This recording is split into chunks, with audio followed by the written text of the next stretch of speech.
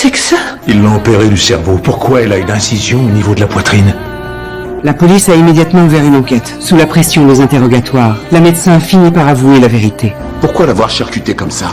Pour prélever ses organes. 2 magnifiques reins, un foie et un cœur. Les Bergkamp ont signé une autorisation? Pas exactement. Oui ou non? Non.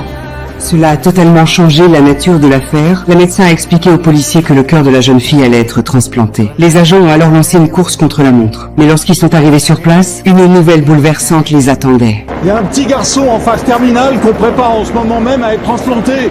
Je suis désolé, il va devoir attendre un autre cœur. C'est un vrai miracle qu'on lui ait trouvé celui-là. Ça fait 3 ans qu'il est sur liste d'attente.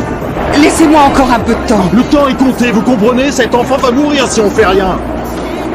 Malgré tout, la police a finalement décidé de récupérer le cœur. De retour en salle d'interrogatoire, la médecin a enfin expliqué ses motivations. Son cœur battait toujours, mais d'un point de vue pratique, elle n'était plus là. Ce qui est en général le point de départ de tout prélèvement d'organes. Donc vous avez pris la décision seule en supposant que les parents consentiraient à vous laisser faire. C'est ça.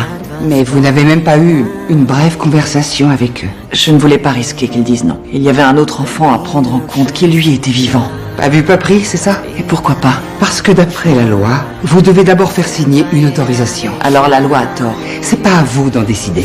Vous contourneriez une loi pour sauver une vie, lieutenant.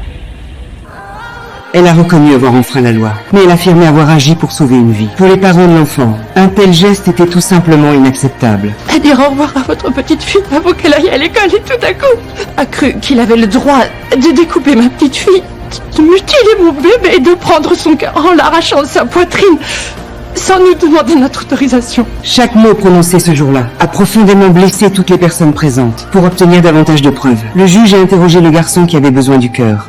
Eh bien, maman a reçu un appel du docteur Wilson. Il a dit qu'une fille était morte à New York et que son cœur était compatible. Alors mes parents m'ont vite emmenée à l'hôpital pour que je me prépare à être transplantée. Mais il n'y a pas eu d'autre cœur. Alors mes parents m'ont ramenée à la maison. Combien de fois le docteur Wilson t'avait déjà appelé pour te dire qu'un cœur était compatible? C'était la première fois. Ça fait bientôt 3 ans que je suis sur liste d'attente.